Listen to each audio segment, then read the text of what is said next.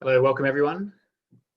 I think I can see people are joining in now, so that's good. We'll get started in just a minute. Give everyone time to load in.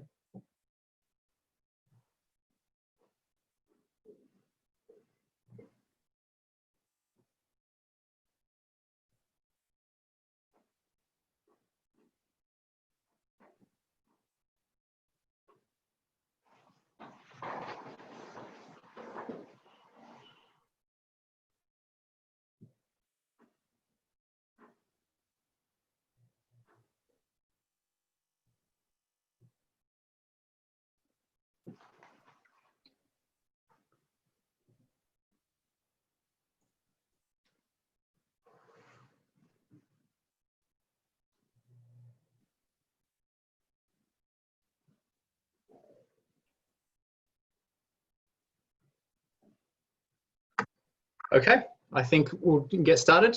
All right, well, welcome everyone. Thank you for coming. So this is a talk and question and answer with Tobias Leenaert. My name is Michael. I'm on the Animal Justice Party Youth Wing of New South Wales Committee. So to get started first, even though we're all across Australia, I'd like to start by acknowledging the traditional owners of the land in which we all meet, whatever nation and peoples that may be. We pay our respects to elders past, present and emerging, and extend that respect to any Aboriginal and Torres Strait Islanders who may be present. So what I'm going to do is introduce Tobias and then let him give his talk, which I think should go for about 30 minutes. And then we'll have a time for some question and answers.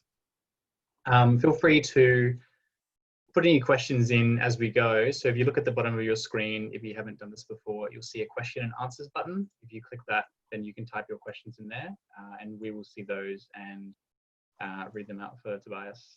And yeah, so feel free to put them in as we go and we'll come to them at the end. Okay, so Tobias Leenaert is the author of How to Create a Vegan World, a Pragmatic Approach, and he blogs at veganstrategist.org. He's a longtime speaker and strategist, giving talks and trainings all over the world. He's also the co-founder of ProVeg International and the founder of the Belgian vegan organization EVA, the only one in the world to receive structural government funding. He's been a vegan for over 20 years. He lives in Belgium with his partner and many rescued animals. So thank you, Tobias. I'll throw it over to you. Hi, I'm just gonna start by sharing my screen. 1 second. Share. Does that work? Yes, I can see that. You need to see it like this, right? Okay. All right. So yeah, hi on the other side of the world. Thank you for joining and thanks for all that you do for animals. I'm going to give a short explanation or a short overview of the strategy I described in my book, How to Create a Vegan World, which is a strategy to achieve a vegan world. And you can understand vegan world as a world without animal suffering, whether that's 100% vegan or not, or however much that complies with the definition of veganism. So this is kind of the world that we are after. This is the vegan world. You see broccoli forest and strawberries in the air, a plant-based world where there is no longer any animal cruelty. And of course, the situation today is not like that. We are a society that has animal foods for breakfast, lunch, and dinner, 98% of the population. Animal products are considered normal, natural, necessary, and they're also nice. They're good to taste for many people. So these are enormous hindrances that we have to overcome in order to get to this vegan world. And another hindrance is that, well, basically just the fact that we are so few is problematic because it prevents us from getting more people on board. This question, why do most people eat meat, can be answered in many different ways, but my favorite way to answer it is most people eat meat because most people eat meat, right? People do what other people do, and they take their cues for their behavior from other people. So right now, being vegan, being an animal lover, however you want to describe this, is still very much swimming against the stream, and switching to that other mindset, another behavior pattern, is seen by most people as very, very difficult still, in spite of how easy it has gotten. We are still a very small group, people who care about animals to the extent that they do not want to use them, basically, are just 1% of the population, even though maybe in principle more people agree. We are looking at a situation where today, if this is the consumption of animal products or the demand for it, then by 2050, the demand is expected to double, right? And that is mainly because of both the population growth and the affluence growth, or the per capita income in countries like India and China, which together constitute 1/3 of the world's population. So how do we get to this world that we want? I think that the default ask of animal rights, or the animal rights movement of which you are clearly a part, is something like this: go vegan for the animals, stop using animals because they are important, because their interests matter, because they have concerns, because they have rights, whatever. So in this this message, you actually see two dimensions. On the one hand, there is the dimension of behavior change. We ask for a certain behavior change. We ask for people to stop consuming animals from being wherever they are. Maybe they're already reducers, maybe they're just full-time carnivores. We want them to shift to not using animals. And secondly, the other dimension is that we want a shift in their attitudes or their motivations. So maybe they are already doing something, but they might be doing it for just taste reasons, or for no reason at all, or aesthetic reasons, or they might be doing it for their sister or their boyfriend or their mother, whatever. We want them basically to do the right thing, also for the right reasons, right? And every step in this spectrum, or in this matrix, that is in between, that is not at the end of the spectrum, we see as less than ideal. Even vegan for the wrong reasons, we see as less than ideal. And what we ideally want, I think most of you will agree, is something like this. The top right there is vegan for the animals, the right thing for the right reason. And I can certainly, that certainly resonates with me. But on the other hand, I think this is a very difficult ask, and I call it an idealistic ask, or an idealistic attitude. Idealism is about wanting the things that you want as soon as possible, and you also want people to do it for the reasons that you have. So you just don't want, for instance, people doing something good because it makes them money, but you want them to do it because it's good, because they care, because of altruistic reasons. That is pretty much the definition of idealism. And I oppose that to pragmatism, and pragmatism is about solving problems in a way that makes sense in the context of the time, and that is not beholden to a set of fixed theories or rules, or an ideology. So pragmatism basically asks what works. I think you're familiar with this famous quote by Jeremy Bentham. The question is not can they reason or can they talk, but can they suffer? He was obviously talking about animals. It's a very nice quote. I just made my own variation on that, and it sounds like this: the question is not am I right, nor is this my truth, but does this work, right? So it's not about whether we are right, it's not about blurting out our truth everywhere, but it's about getting actual, tangible results for animals. So does this work, I think, is the most important question we can ask. And that sounds very obvious, maybe to you, if you have already a pragmatist mindset. But if you look at it, many people in the animal rights movement and outside of it don't normally, or don't automatically rather, focus on what works. They will also focus on like the rules of this ideology, like we have to communicate like this, or this is my truth and I want to like express it, but that doesn't necessarily bring us tangible results. So I'll focus in the rest of this talk on 3 ways to be pragmatic, and that is in the call to action, what we ask people to do, in the arguments that we use, which is about what motivations are we going to give people why they should change, and thirdly, in the focus on the environment, which is the environment here is everything that is outside of us, which this is society at large. How can society at large be facilitating a move, a transition towards this ideal world or this vegan world that we want? So first of all, call to action. What is it that the animal rights movement asks people to do? Well, if you're like really into animal rights, it is something like go vegan, right? Go vegan, stop using animals. It's like the abolitionist message. Let's not use animals anymore for whatever purpose. Why do we ask that question? Why do we give this or use this ask? This is a very high ask. It's a tall order. Why do we ask this? Well, first of all, it's where we want to get people.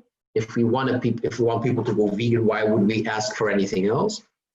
And secondly, many people within this movement think that if we ask anything less than our ideal, that is immoral in and of itself. So if I would tell somebody, go meatless on Monday, participate in Meatless Monday, these critics would say, or these people within the animal rights movement might say, well, that is not moral to ask because you are implicitly giving them permission to eat animals on those 6 other days.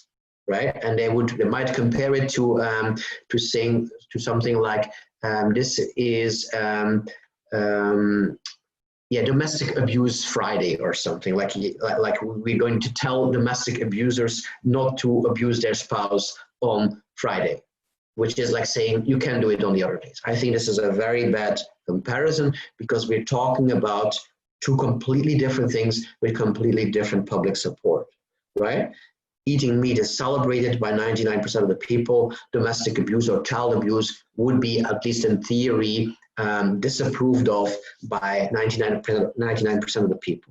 And it would be punishable by law. So for these completely different fields with completely different support, you need different messages. You cannot compare them. So I said that we are about going vegan, and we often measure our success in terms of how many vegans are there, how many people did we make vegan.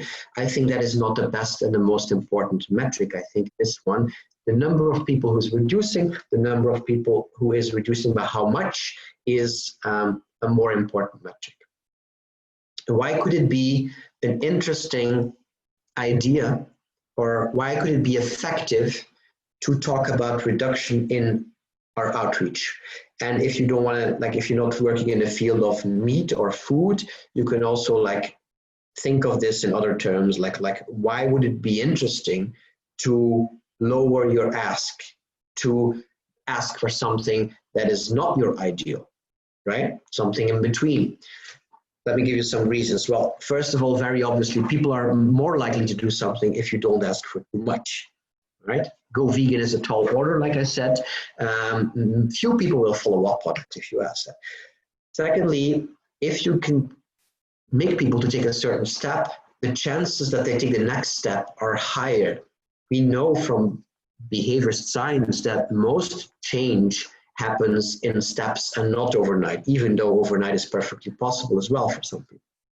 Thirdly, if you look at the reducers, they altogether actually reduce animal suffering more than all the vegans together. Why is that? Because the reducers are many more, right? There's about maybe 30% or more reducers in the population of Western countries, many Western countries like Australia, but your number of vegans is probably still not higher than 1, maybe 2%, right? So all these reducers together have a bigger impact.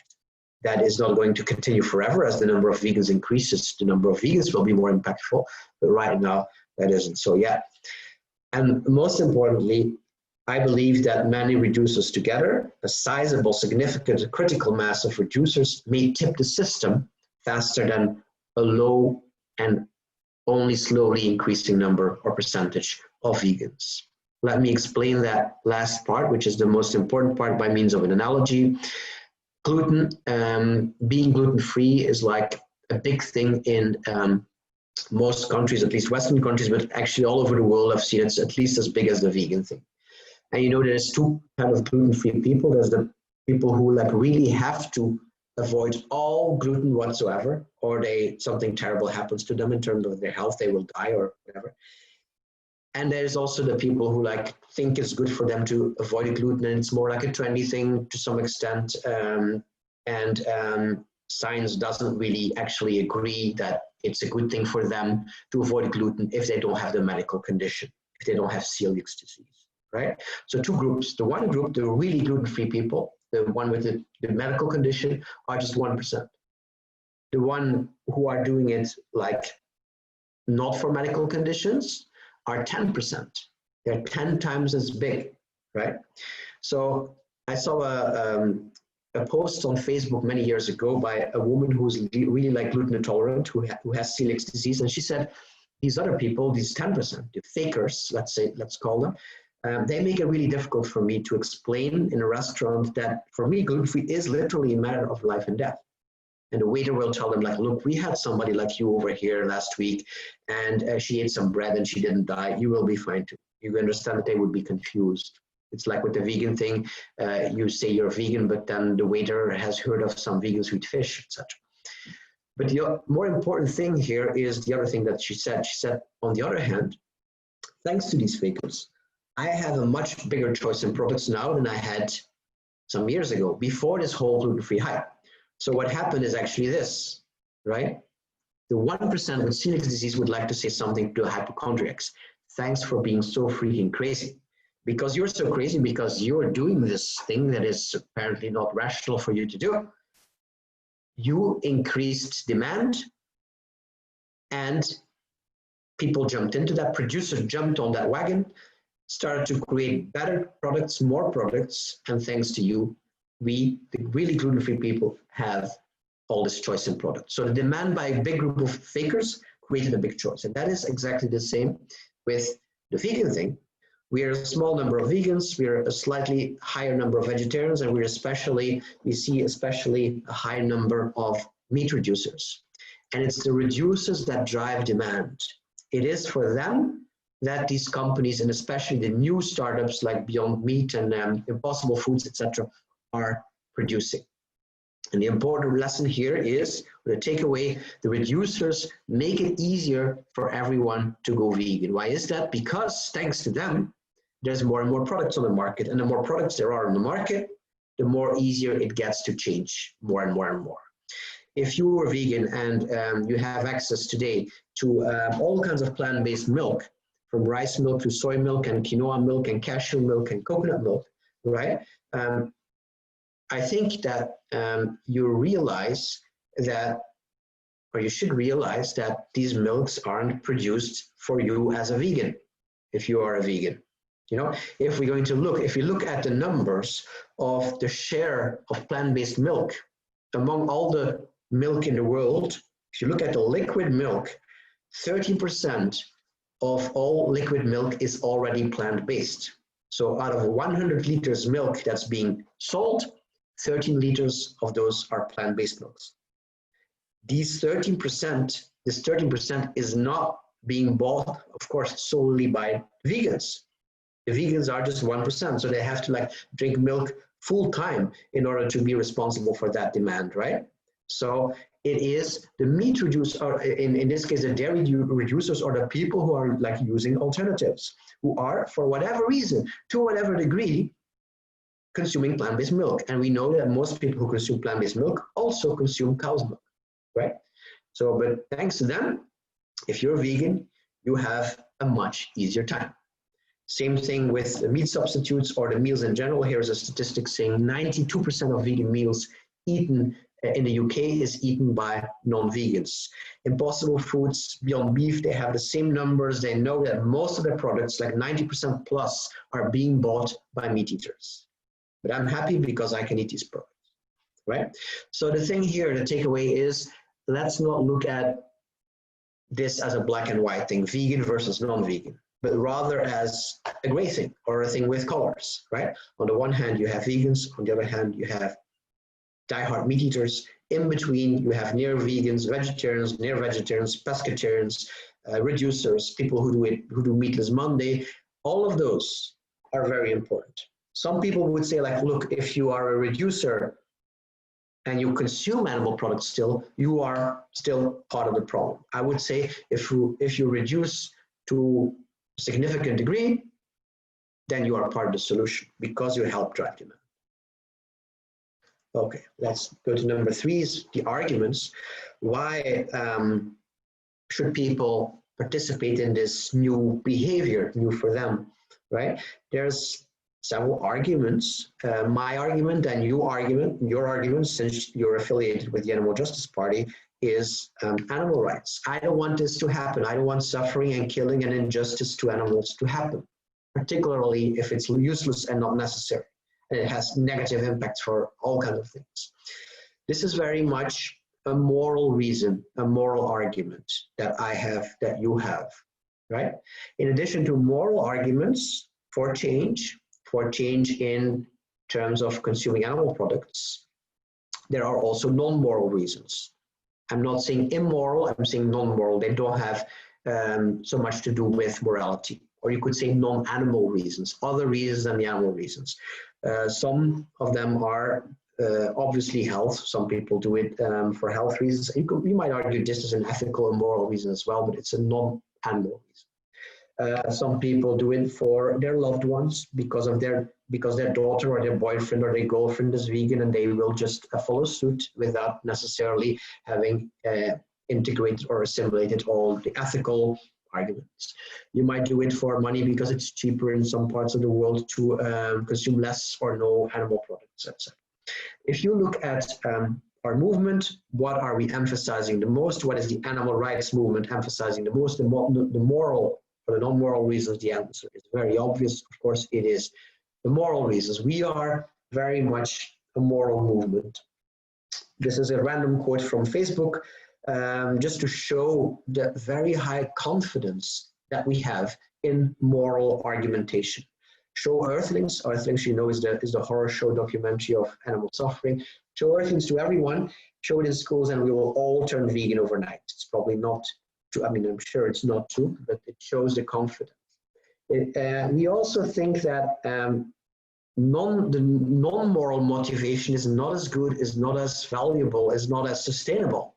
This article here says, if you're on a plant-based diet, which means if you show the behavior, demonstrate the behavior, but you're not doing it for the animals, then you should not call yourself a vegan, right? So this makes a distinction between animal rights vegans and plant-based people who should not be called vegan.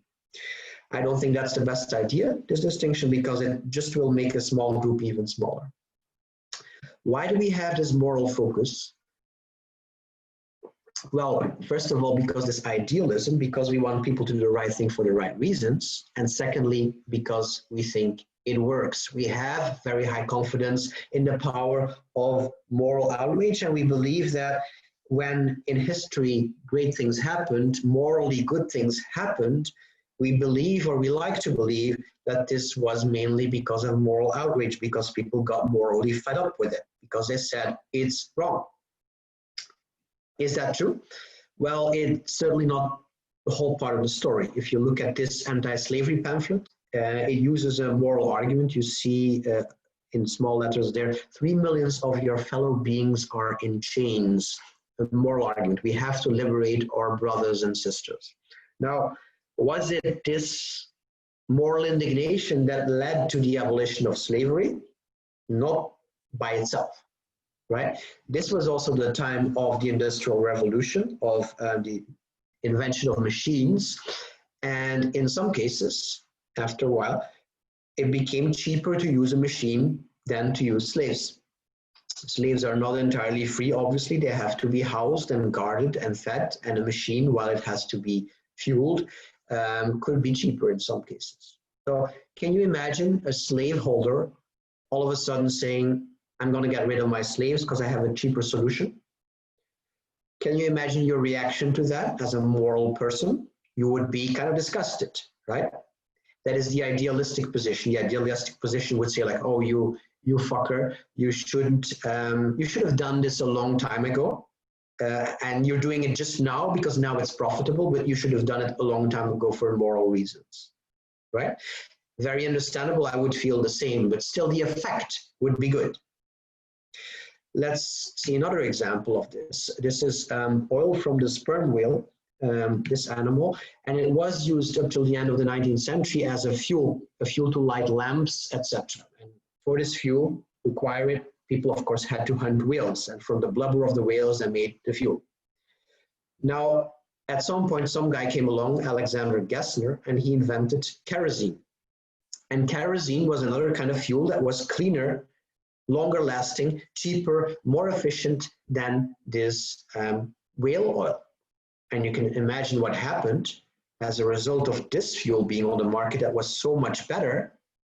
The whaling industry went down and down and down. There was less reason to hunt for whales. We abolished whale hunting almost worldwide in all but a few countries in 1986, based on moral arguments, environmental and animal welfare, animal rights arguments. Now, can you imagine if this would have happened, if this ban would have actually taken place, if we would have still been using whale oil in 1986? If we would still have been dependent on that product, I'm pretty sure that the moral arguments would not have been strong enough, right? So compare this with meat today. The whole world is eating meat all the time. Moral arguments are not yet strong enough, right? But if we can first wean people off the eating of meat, for whatever reason, just because it's there, because it's good, because it's cheaper, moral arguments will become so much more powerful, right? Another lesson here is sometimes we don't need to have the right motivation to do the right thing. This guy, this Abraham Gessner, he didn't set out to save the whales. He just invented kerosene, maybe because he wanted to make money or whatever, right? Similarly, like you can change your diet and help animals without wanting to help animals, just because you want to be healthier. Now, many vegans might not like that. They want people, again, to go vegan for the right reason, but there is good news. So if you look at how we affect change, there's two starting points. Most people, most of us, most of you will go in this direction, going from attitude change to behavior change. They will try to influence people so that these people change their attitudes and then take the next step to behavior change, right? Does it work like that? Does an awareness automatically lead to behavior change? Of course not. We're all guilty of being aware of something while not changing our behavior necessarily. This is an illustration from a research article that was research among ethics professors of moral philosophy. And people asked, or the researchers asked these professors of moral philosophy, do you think it's right to raise and kill animals for food? And about 75% of these people, these professors said, no, that's not morally okay. You know how many of them were actually vegetarian or vegan? Not more than among the general population. So this is an example of the attitude behavior gap. Here's another example of the attitude behavior gap. People who have the right attitude don't have the right behavior necessarily, right? So we can put it in this word, in these words, like this article says, awareness is overrated. So many social justice movements are constantly trying to raise awareness, raise awareness, raise awareness. That in itself is not good enough, okay?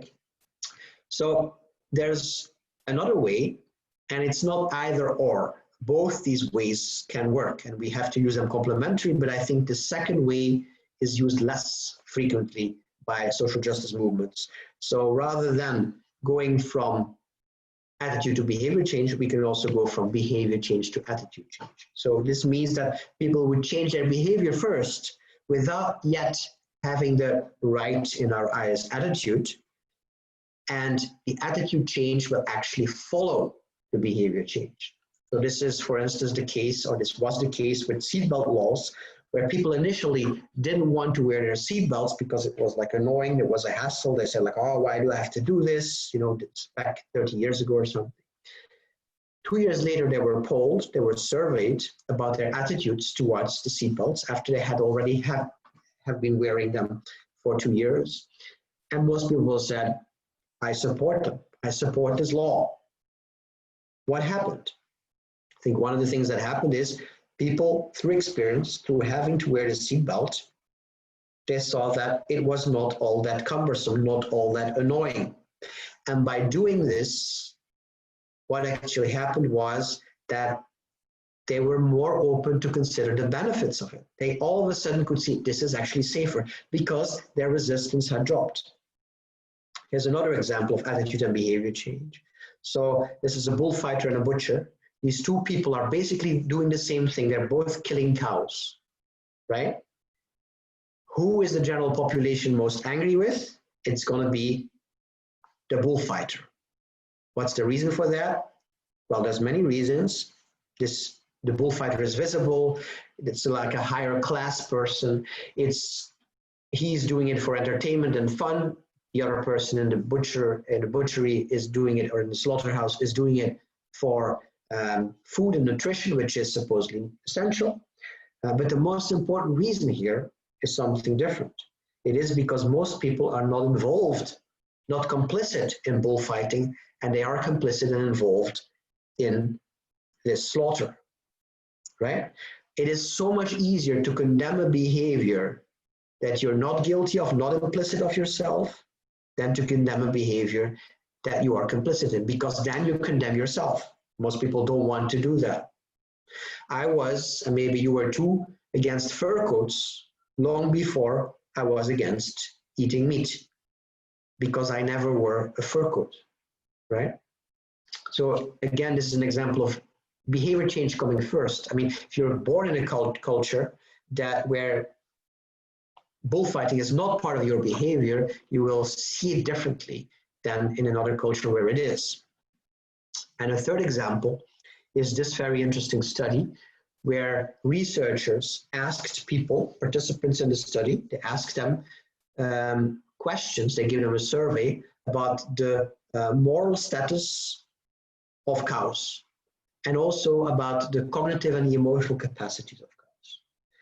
And then they while these people were answering the questions, some of these people, half of these people, they gave meat snacks to eat. And the other group, the other half, they gave plant-based food to eat, like nuts. Can you guess what happened? In the results, they saw that the people who had been giving and had been eating meat were ascribing a lower moral status to the animals and were ascribing less mental and cognitive capacities to the animals than the people who had eaten nuts.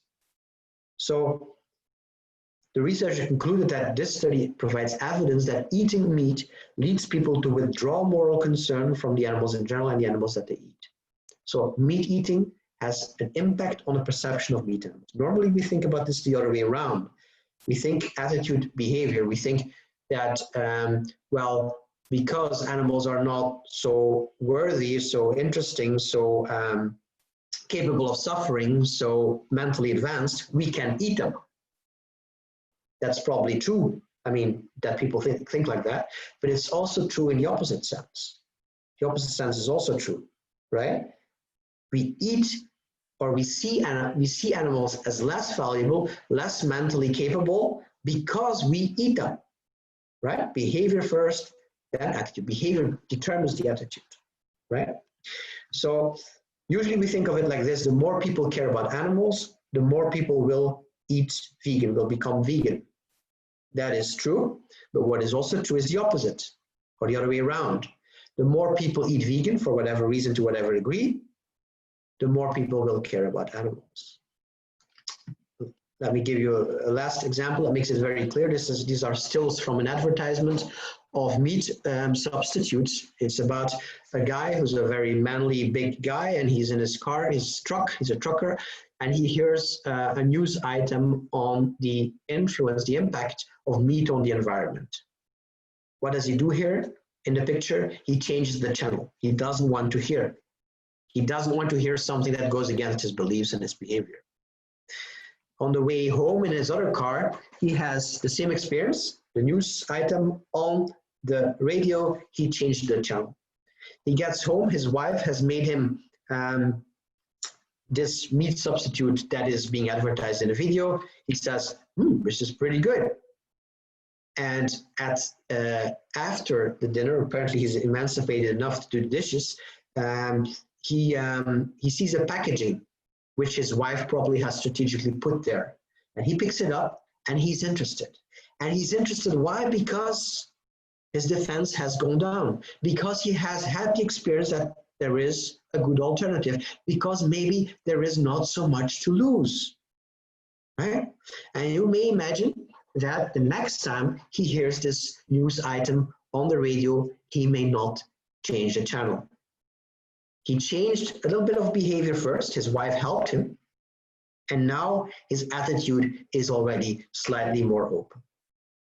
So the fourth part, I'll go to this quickly, is the environment, is everything around us, outside of us.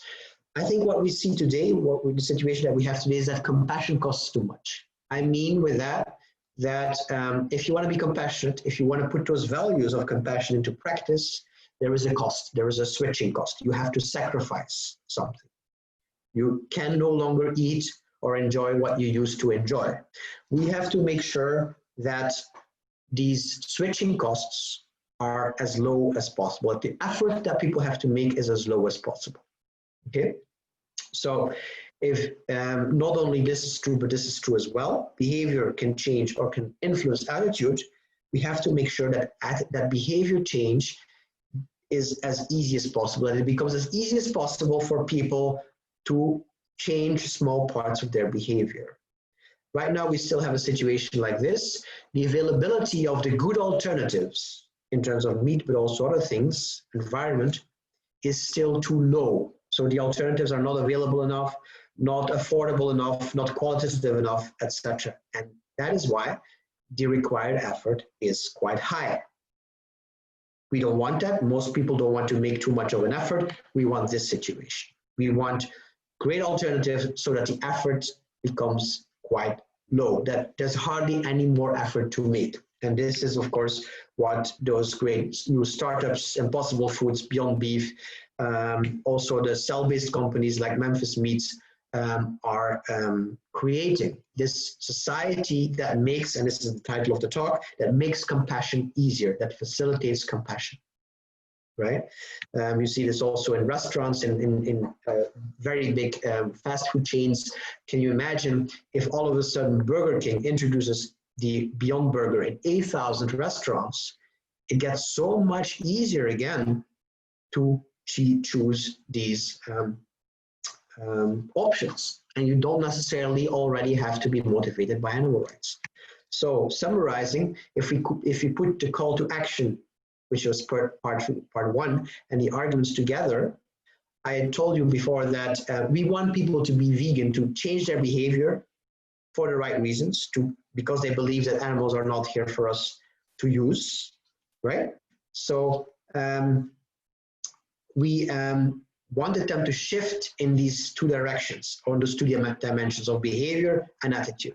Now, as the choices increase, and again, that is because of those reducers, as the choices increase, as we have more and more options, becoming stricter or moving on that spectrum towards plant-based gets easier and easier, right? And secondly, as people eat vegan, think of the trucker, for whatever degree, to whatever degree, for whatever reason, their defensiveness goes down and their compassion can grow, right? And they can shift on this dimension. So rather than seeing it like this, the idealistic way, which I understand and which I believe will happen at some point, that people will be vegan for animals, I think right now this is a time still to be pragmatic and to encourage every step that people take for any reason. And then we change the infographic here, and we get to this idea more. All right. That was it. Like I said, this is a very short expose of what's in the book, and there's more in the book as well. It is a strategy that I realize is not intuitive for many people, and sometimes it bumps into resistance because people say, like, look, yeah, I mean, for them it's not idealistic enough.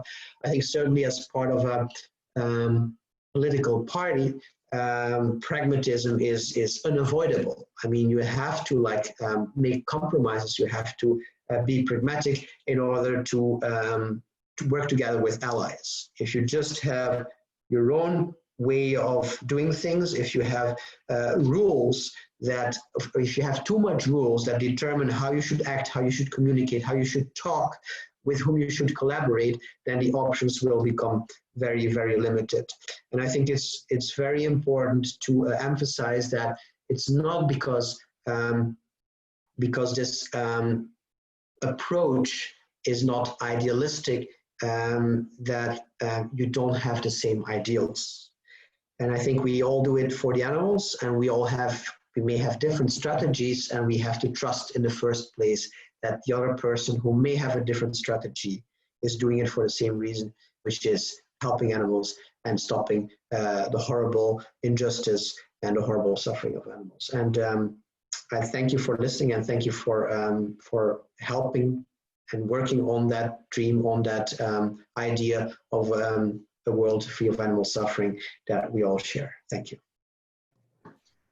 Thank you, Tobias. That was great. And I can definitely vouch for your book. I read it when it just came out, I believe. So would highly recommend that if you enjoyed this talk.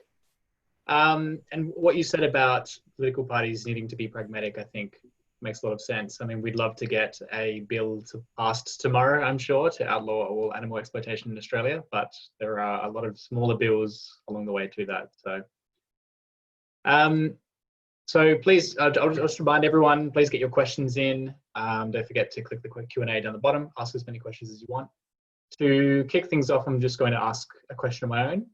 I've got a few here. So Tobias, last year you gave a talk about 10 things that you've changed your mind on over 20 years of vegan activism. And one of the things that stood out to me was you said it's not all about personal change, but institutional change is also necessary. So could you please talk a little bit about that and expand on that?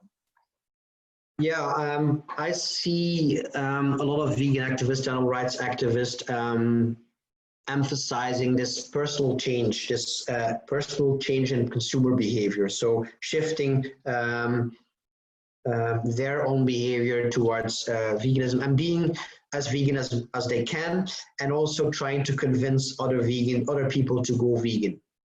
So this is very much a focus on personal change, either their own personal change or other people's personal change. And I think this is good to do, obviously, but I don't think it's the best focus.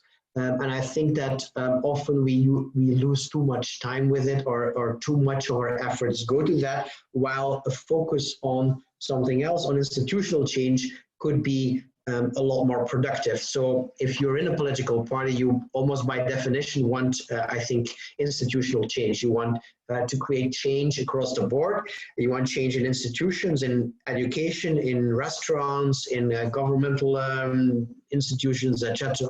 And the thing is that these changes can have a massively bigger impact, and working on these changes can have a massively bigger impact, even if it's more work than working on individual change, right? If you try, so I would, one term that we developed in the organization that I worked for was cooking pot managers. So the managers of a cooking pot, the people who decide what goes into the cooking pot and what ends up on the table. And the bigger the cooking pot is that you manage, the more important you are as a person to influence, right? Just normal person who does the household, a guy or a woman who provides food for a normal household of 4 people, they have a cooking pot.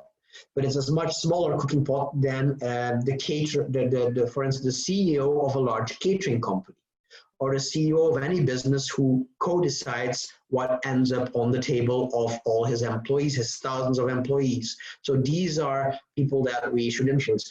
Politicians, of course, they may have like maybe politicians determining the whole school lunch program. They are, their cooking pot is maybe the biggest one of all. So influencing these people rather than putting so much time in changing other people one by one, or even worse, losing so much time trying to be as pure as possible on a personal level, I think is much more fruitful and productive. So that's what I mean with institutional change. It's change in all kinds of human institutions, basically, including the law. Thank you. And if I could just ask a quick follow-up question to that. So what does that look like for an individual? So what kind of things can an individual do to get some institutional change? You mentioned contacting a CEO, but what are some examples? Yeah, so I mean, the problem, of course, is that for many people, they don't have access to these kind of people. And that's why we see a lot of vegans just approaching the people in their direct environment, their brothers and sisters and their colleagues at work, etc., which is undoubtedly great as well. But if you can train yourself, get proximity or access to more important people, that will be better. So what can people do? Yeah, it is going into politics, I think, is a great thing, but also going into, e.g., food technology, marketing, all kinds of like into business and climb up in business or start a business. These are all things to like have a much bigger impact that you can have by one-to-one things. So this is about career choices. I recommend 80,000hours.org, so 80,000hours.org, to look into like what career choices could be good for you if you want not necessarily an animal rights career, but an ethical career in general. And much of that will be about institutional change. Great, thank you. So also Kramer's joined us now, and he's going to be asking some questions as well. So thanks. Sorry about popping in sort of 5 minutes in. I had to reinstall Zoom to get it to work for some reason. I'm not sure what was going on there. But yeah, so thanks Tobias for the talk. And yeah, I'm also on the Young Animal Justice Party committee with Michael. So one question that I have is related to sort of allowing, encouraging people to be, for instance, reducitarians, quote unquote, right? And sort of saying, that like that's good, it's fine where you are. I'm not going to put too much pressure on you to do more and that sort of thing. My worry is that if you allow people to have these, to sort of be content with these sort of very vague labels, they're just going to sort of convince themselves that they're doing, for instance, that they're reducing their animal product consumption much more than they actually are, right? So you say to a reducitarian, how much have you reduced your meat consumption? And they say, oh yeah, heaps. But really they're just eating the exact same amount as before. Is that sort of, do we have any information on how common that is, or if that's a real problem? Or? Yeah, it's a good point. It is true that if you don't make your ask concrete, then people will have no way of knowing. Actually, well, first of all, the follow-up will be lower because it's just you don't give them a very concrete, tangible, actionable way of changing. So the more concrete you make it, the better. And secondly, people will indeed, they might say like, look, I've diminished, but they haven't actually done it.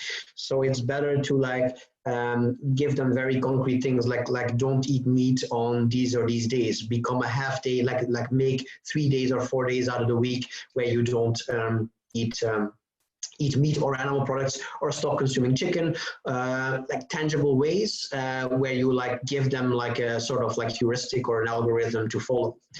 Just want to pick on or to talk about. I found it interesting what you said, these vague labels you said, like a reducitarian and whatever, they are vague. But I would say in some sense, vagueness is good. And I think one of the problems of the vegan label is that it is to some extent very unvague, right? It's an all or nothing, it's an almost binary thing. and you meet it or you don't meet it. And that has its good sides, but also it has its bad sides, because we are keen to, or many of us are prone to like excluding somebody when they don't meet the exact definition that the label provides. So I'm very much in favor of the term vegan becoming a little bit more fuzzy. Which has almost gotten me death threats by vegans, so to speak. But I think that like being vegan or making veganism as something like a 99% thing would get us so much more followers, basically. Right. Yeah. Thanks for that. Yeah, I think that's probably good. Do you know how many, like how much is, for instance, meatless Mondays or cut out chicken sort of wording used versus, I'll just reduce your intake? Because I do still seem to see quite a lot of organizations saying, just cut back or whatever. Yeah, well, I think sometimes you see cut back, but they accompany it by more concrete asks. But yeah, this is definitely something to be attentive to, that it is a concrete ask. I don't have ideas of numbers. I would say that probably often health organizations, when they use a reduce, when they talk about reduction, health organizations will never talk about cutting out completely. I see them often using too vague terms. Yeah, that's definitely true. Right, thanks for that. Thanks. Okay, so COVID-19, is there any scope, do you think, for using that strategically? Because there are some arguments around zoonotic disease transmission, and just in general, at least, you can say that animal agriculture leads to an increased risk in zoonotic disease transmission. What do you see as the role, if any, for using that in any strategic messaging? Any, say, like systemic change by working with governments and companies and that sort of thing? Yeah, well, I can tell you that I see so many animal people in the world trying to come up with the best way to approach this. There's a lot of hesitation around it because it can be seen as a recuperation and trying to use something, trying to use this COVID crisis, exploiting it, etc. We also have to be careful of like not exaggerating the link, even though the link is certainly there. We have to get the timing right. And I think the timing is now more right than a month ago when people were just panicking and they just couldn't think about anything else.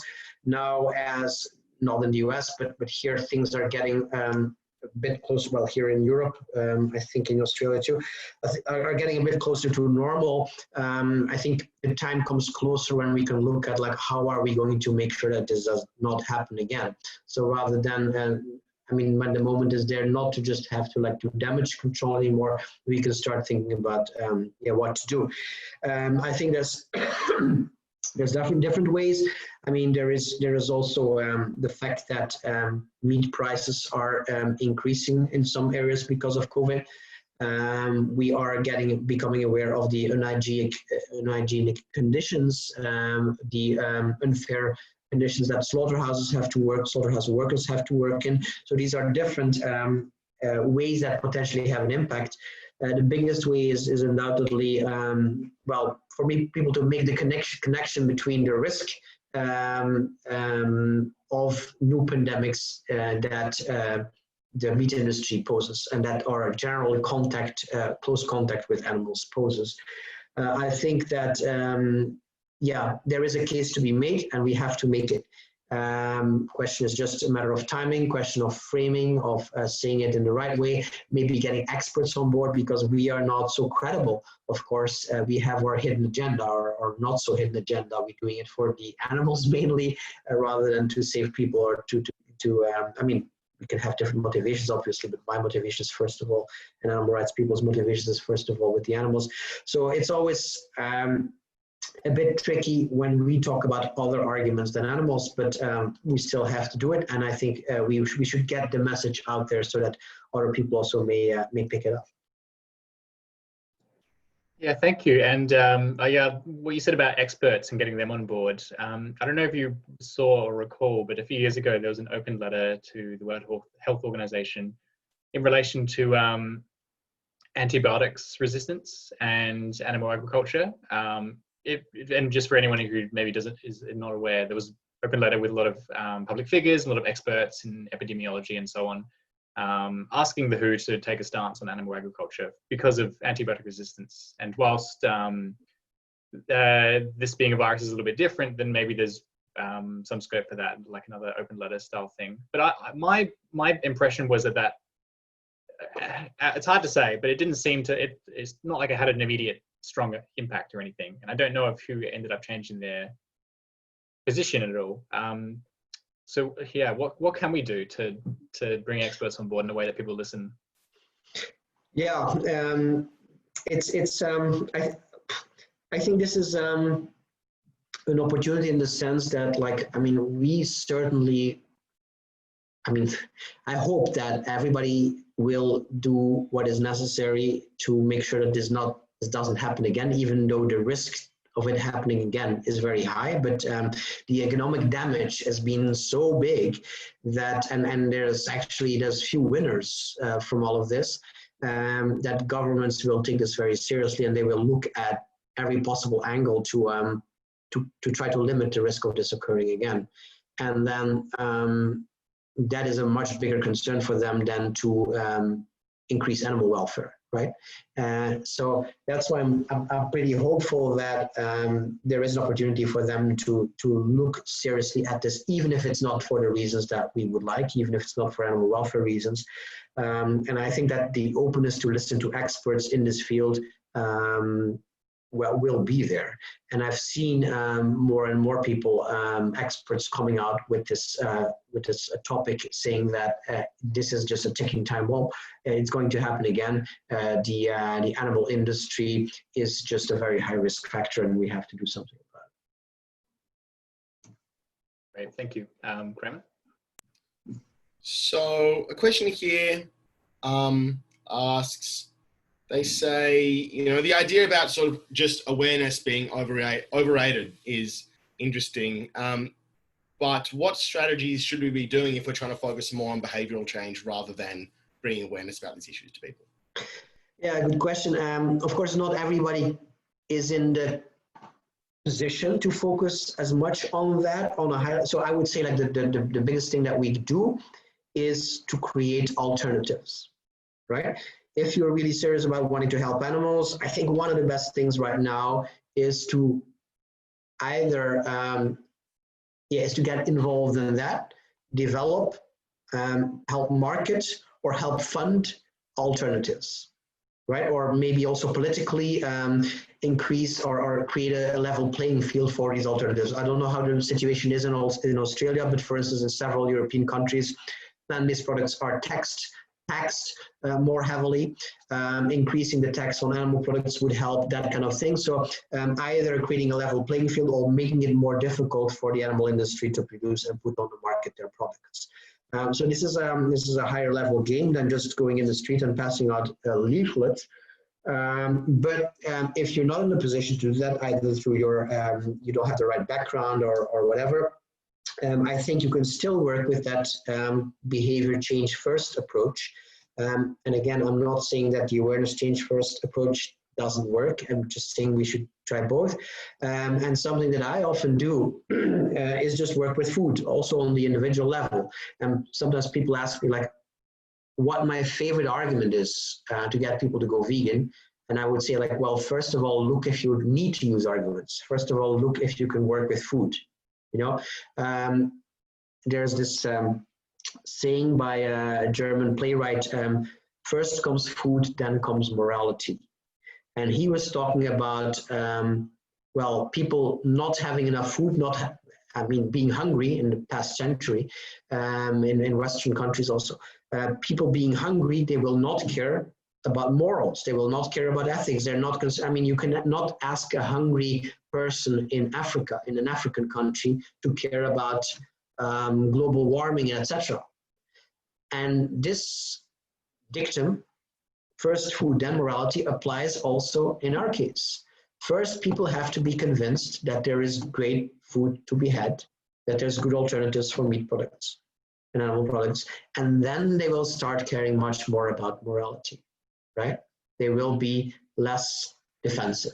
So working with food is something that many people can do. It's like taking people to a restaurant, giving them, reaching them the alternatives, informing them on how to be healthy also, but also like where to get the products, what products to buy, what products are suitable alternatives, setting up a restaurant, opening a catering business, cooking for them if you're a good chef, even Instagram posting of nice recipes, dishes, etc.